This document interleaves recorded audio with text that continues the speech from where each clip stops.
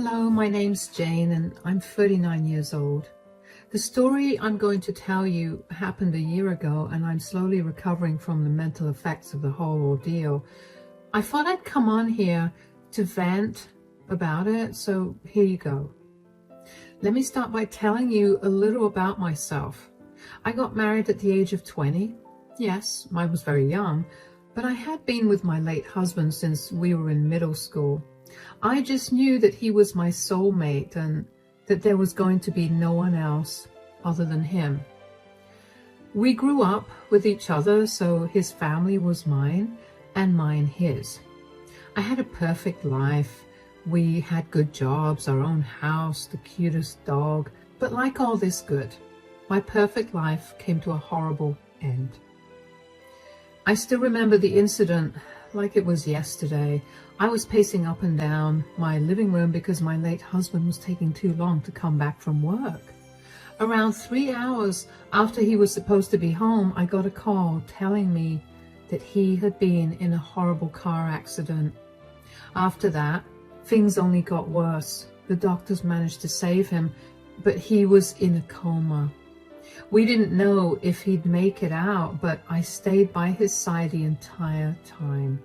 I barely made it out of that, especially after we decided to pull the plug on him since he'd been in a coma for over a year with no signs of improvement. Needless to say, I was devastated. The first thing I did was sell the house. It was my biggest reminder of him, and I wanted none of that.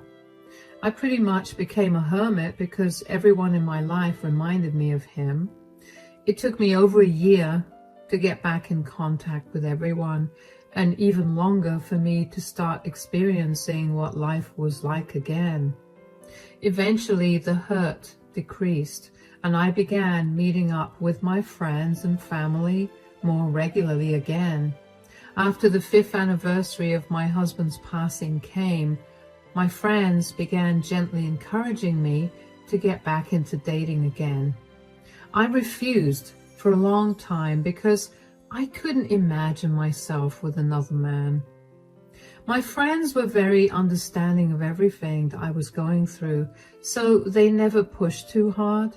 However, there was this one day when my friends decided that we should all go out to a club just to relax and have some fun.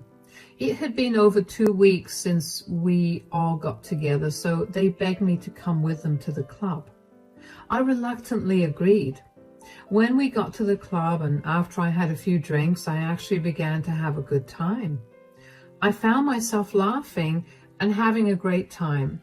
I was in a great mood, which is why when I was approached by an attractive man, I did not shy away from a conversation with him. He told me his name was Nathan and that he was at the club with some of his colleagues for a business dinner that was a celebration of something. We ended up spending the rest of the night talking and enjoying each other's company, and at the end of the night, we exchanged phone numbers. Nathan and I texted each other throughout the next few days and eventually decided to meet up at a small bistro for lunch to get to know each other better. I was very nervous to meet him, and I didn't know if I was interested in him or if I just liked the attention. Regardless, my friends convinced me to give him a shot. So I met him. Nathan was already sitting at a table when I got there, so we greeted each other and sat down. It was a little awkward until Nathan broke the silence by asking me why I was single. So tell me why you're still single. I mean, you're a beautiful woman. I can't seem to wrap my head around why you're still single. Oh, stop it. But my husband passed away 6 years ago, and I haven't been able to bring myself to see anyone else after that. Finally, my friends got tired of me being so alone, so they dragged me along with them to the club last week. Guess that was lucky for me. Oh, wow. I'm so sorry for your loss.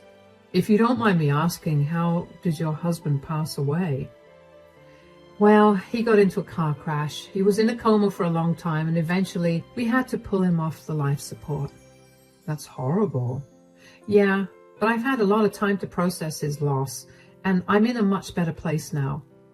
On to you now. Why are you single? You're very handsome, so I have to imagine that there's something wrong with your relationship status. There's nothing wrong about it. I was a married man too, but we ended up getting a divorce last year. Oh, if you don't mind me asking, why did you get divorced? Well, she was my high school sweetheart, and I guess we just grew into different people.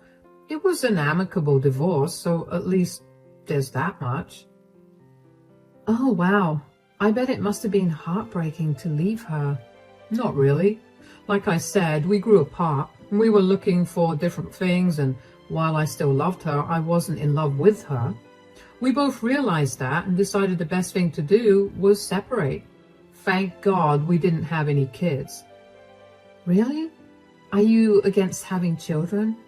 No, in fact, I really do want to have children. My ex-wife couldn't have children, which is why we didn't have any. What about you? What do you think about children? I've always wanted to have children as well. My ex-husband and I were waiting until we were in a financially stable position to have them, but, well, you know. Well, if our relationship does go well, we could probably have children in the future. I like the idea of that. But for now, why don't you tell me a little more about yourself? How about we eat and get to know each other while doing that? I'm starving. Of course.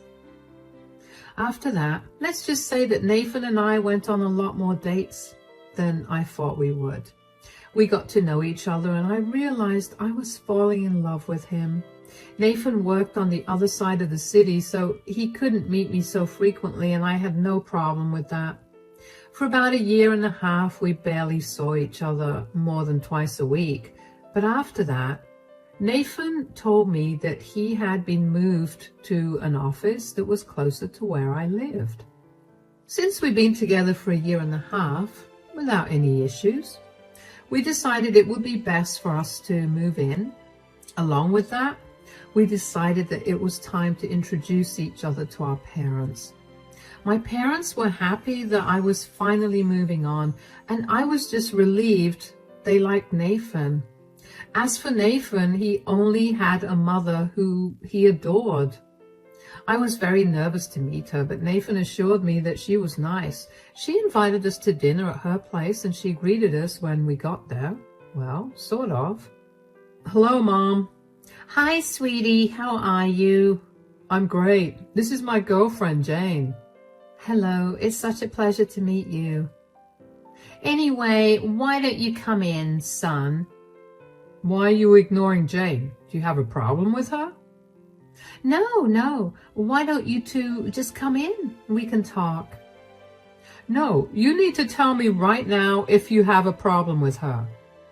Look, I don't have a problem with her, but I just think that you can do so much better than her. Are you serious? I'm sorry, but how can you make that judgment when you don't even know me? Tell me, Jane, do you know what my son has gone through? Mom. No, I need to know. My son has gone through so much, and the last thing he needs is another relationship. I know that Nathan was married before we met, but so was I. You were?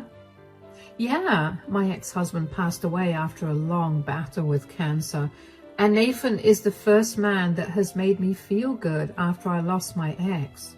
So then my son is just some rebound to you? No, God, no. I love him. I get that you're protective of him, but I don't plan to hurt him at all. Yeah, I doubt that. You've done enough. What do you mean? Mom, that's enough. Why? Am I not allowed to speak my mind in my own house? You can, but you don't have to be so rude to Jane. I'm not being rude. I'm only trying to tell her the truth.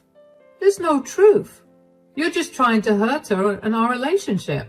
This is the last thing I expected from you. Nathan, calm down, darling. No, Mom, if you want to talk to me again, you better apologize to Jane right now. Fine, whatever. I'm sorry, Jane. It's okay. I don't want you to be rude or be truthful to her again. You understand me, Mom? Sure. Let's eat so I can get to know Jane a little more. The rest of dinner was awkward, to say the least. Kayla barely looked my way, and whenever she did, she looked at me with so much disgust that I wanted to shrink into a hole and never come out again. Nathan apologized to me profusely and told me that his mother was still recovering from his divorce from his ex-wife. She took it harder than him, apparently, and while I didn't completely understand it, I chalked it up to Kayla being overly possessive of Nathan. But for the next year and a half, my relationship with Kayla never got any better. She made sure to let me know that she hated me whenever we met, either with her words or her actions. I tried my best to not let her affect me, not only because I wanted to be respectful of her, but also because I knew that Nathan loved her a lot, and the last thing I wanted to do was hurt her. Anyway, Nathan and I got engaged, and after telling my parents, we decided to tell Kayla. We went over to her house to tell her the good news. I didn't think she'd take it well, and I was right. We wanted to tell you something important, Mom. Yes, what is it? We're getting married. No, you're not. Excuse me? You heard what I said. Why are you saying no? Because I think that Nathan can do so much better than you. Are you serious? This again? Yes, and also because I have evidence of why you should not marry her. What are you even talking about? Last week, I was out with some of my friends and I happened to spot Jane on a date with another man. What? I never went on a date with anyone, I swear. Don't even try to lie. You're only sticking with Nathan because you want his money. I don't care about his money. I would never cheat on him. I love him and I hate cheaters with a passion. That could never be me. Mom, do you have any proof of Kayla with another man? No, but I know what I saw. Are you going to question your mother like this? You've always disliked Jane, so I need to know that what you're saying is true and not out of hatred for her. Do you want me to call my friends so they can tell you what we saw? Hold on. What day last week did you see me? I went to meet my friends on Tuesday, and that was when I saw you. Are you absolutely sure it was on Tuesday? Yes. I may be an old woman, but my memory is great. Sure. But I'm afraid that you must have seen another woman, because on Tuesday, Jane was at home the entire day because she had a migraine. That's a lie. I saw her. She must have lied to you so she could go behind your back. That's impossible, because I was at home the entire day taking care of her. Why are you lying about something so serious? What is your problem? I just want what's best for you. Why can't you see that? So you tried to invent stories of my fiancé cheating on me? Do you know how insane you sound? You can't call me serious when you did. Enough. You are not allowed to come to our wedding until you apologize to me and Jane. It's okay, Nathan. No, we're going to nip this in the bud. She needs to apologize. I will not let her torture you after we get married. Come on, let's go. I was beyond upset at Kayla's reaction. I knew she hated me, but she'd never been that blunt about it either. Nathan was even more upset than me. He went from calling her often to check in on her to never calling her. In the next few months, we cut all contact with Kayla. I felt horrible because I couldn't help but feel that I was the reason that Nathan's relationship with his mother was ruined. To stop myself from spiraling, I focused all my energy on planning our wedding. After 6 months of wedding preparations, I emailed the invitations to all of Nathan's and my family and friends. Kayla must have heard from her family about the wedding date because she showed up at our place the day before the wedding. Nathan was out of the house and it was only me. When I opened the door and saw her, I was surprised at first, and when she just awkwardly stood at the door without saying anything, I let her in. Finally, after another minute of silence, Kayla spoke up. "You cannot marry Nathan." "Excuse me? You heard what I said. Why should I not marry Nathan?" "Because I said so." "Okay, look. I've been nice to you even though you've done nothing but make my life miserable. What do you have against me that you've done everything in your power to sabotage my relationship with Nathan?" "I have nothing against you, Jane. I'm just trying to protect you." "Protect me? How in the world is accusing me of cheating an act of protection? And don't tell me you have nothing against me when the very first time you met me, you told Nathan that he could do a lot better than me." "I was just trying everything in my power to make you go away. The first time I met you, I realized that you didn't know the full truth about Nathan. I mean, he didn't tell you the truth, which is why you didn't know." "What are you even talking about? Do you remember how you met Nathan?" "Obviously. We met at a bar and we hit it off after that." "Yes. And what did he tell you about his relationship status at that time?" "He told me he was a new divorcee." "That was a lie." "What?" "Nathan was still married to his then wife at that time." "Is this another tactic of yours to sabotage our relationship? Because if it is, I'm going to uninvite you, and once Nathan finds out, he's never going to talk to you again. I'm sick and tired of your nonsense." "No, I swear this is not a tactic. I've realized that none of my plans to get you to leave have worked, so the only way for you to leave is to tell you the truth. Here, take a look at this." "What is this?" "These are Nathan's police reports." "What?" "Yeah. His ex-wife found out about his affair with you, and things got really heated between them when she confronted him about it. She threatened to expose him to everyone, and Nathan lost control of his temper and laid his hands on her in a horrific manner. If I'm being truthful, she was hospitalized for a week because he broke her collarbone and practically tore her hair out." "Oh my God. See? Nathan is my son, and I'm unfortunately filled with love for him. I did not speak to him for a long time after I found out what he did. Thankfully, his ex-wife didn't press any charges against him in exchange for full custody of their children and their house. Nathan had nowhere else to go, so I took him in." "He has children?" "Yes." "How could he do that? To his wife and children? How could he do that to me? He knows how much I hate cheaters." "Nathan is a disgusting man, Jane. I'm sorry I tortured you, but I couldn't tell you the truth because Nathan was basically glued to you. He knew that I would try to tell you, so he never let you be alone with me. Not to mention, I was terrified that he would hurt me too, so I'm so sorry, Jane. Oh my God. This must have been so much for you to deal with. I'm sorry that I snapped at you. You were only doing your best to protect me. I'm so sorry." "You don't have to apologize. Instead, why don't you help me get back at Nathan?" "I can't. I know you're his mother, but you shouldn't shelter him. He deserves to deal with the consequences of his actions. You're literally living in fear of his anger, and that's never a good thing." "I don't know. Do any of his friends and family know about the truth of his previous relationship?" "No.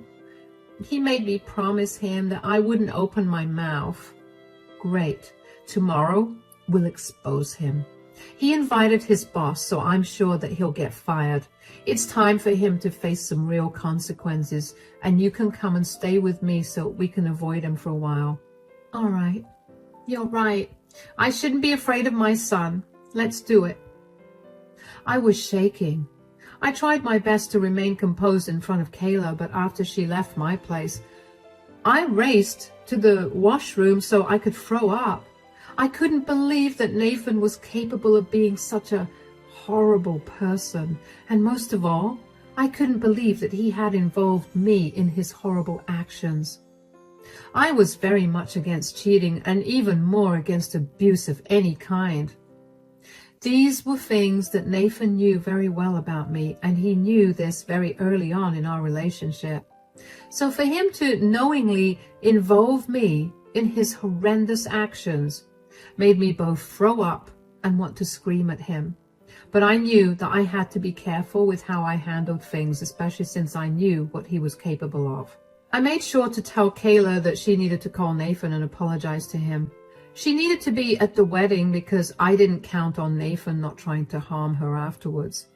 I told her to pack all her necessities up and keep them in her car before she got to the wedding.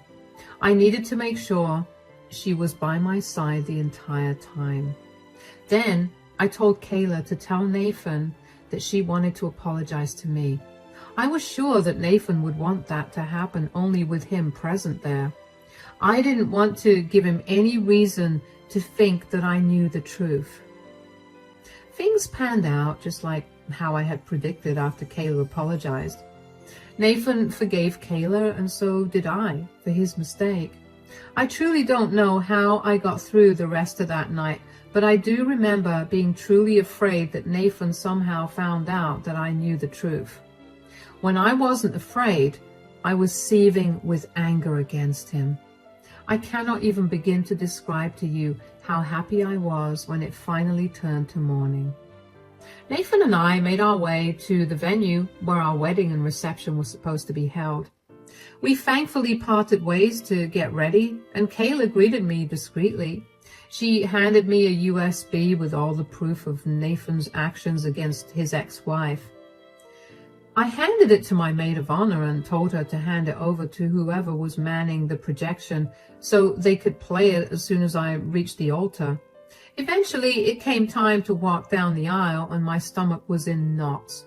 The only comfort I had was that I was surrounded by family, so Nathan could not hurt either me or Kayla. When I reached the altar, the proof of Nathan's crime was projected onto the huge screens beside us. All the guests burst out into gasps and murmurs, and Nathan was confused. He took a look at the screen and paled.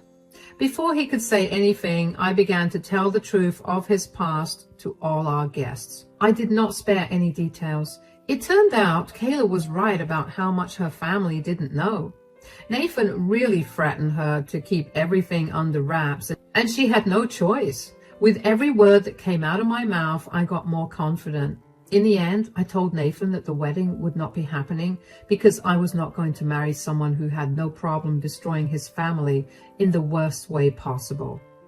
I grabbed Kayla's hand, got in her car, and we drove off to a mall. I quickly changed my clothes and called my dad.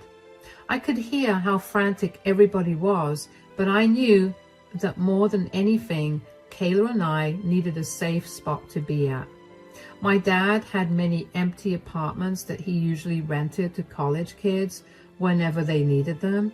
He agreed to let Kayla and I be there until everything calmed down. After everyone left the party, my family came over and talked to me about what had happened. I re-explained everything to them, and they were disgusted with Nathan. They assured Kayla and I that they would be there for whatever we needed. While I was glad for their kindness, I knew that it was only a matter of time before Nathan found us again. I was right. Nathan found us only a day later, and he came banging on the door.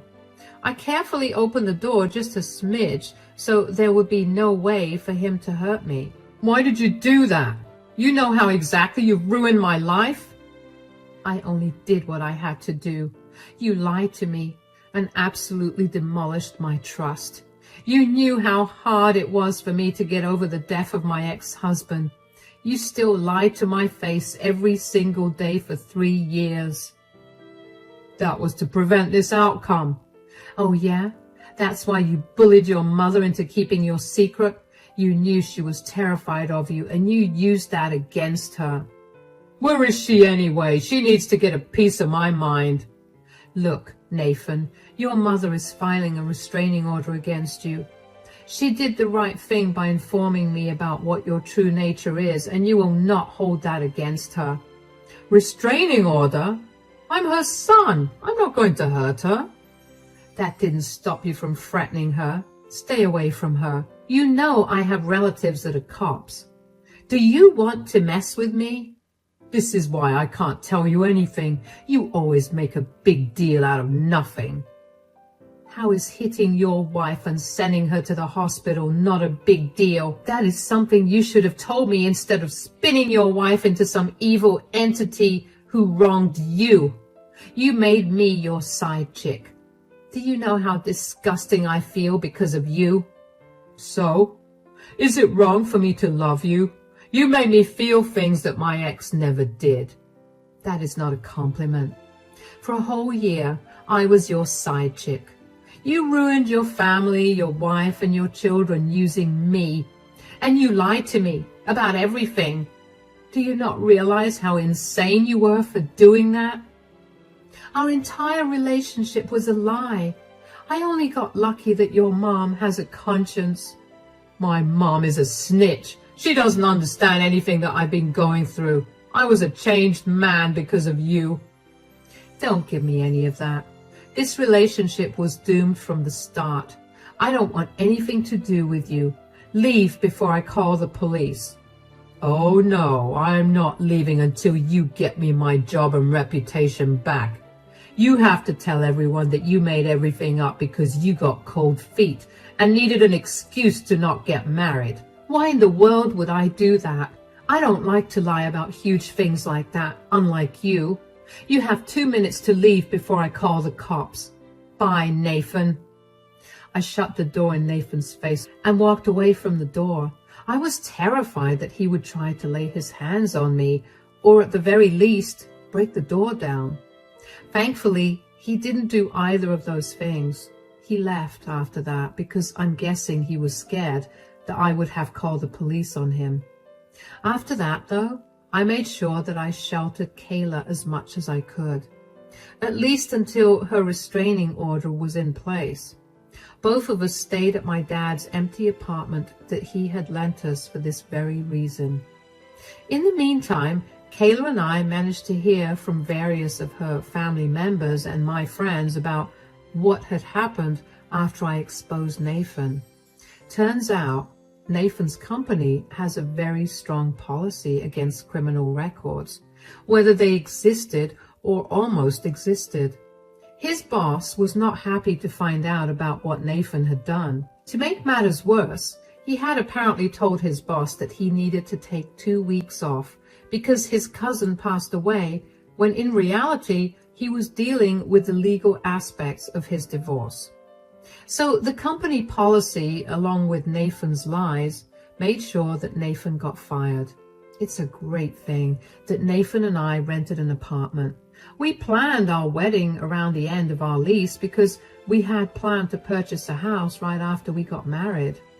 I'm so glad that we didn't do that before we were supposed to get married. Anyway, I had my brother and my dad accompany me while I went back to my shared apartment with Nathan to collect all my things.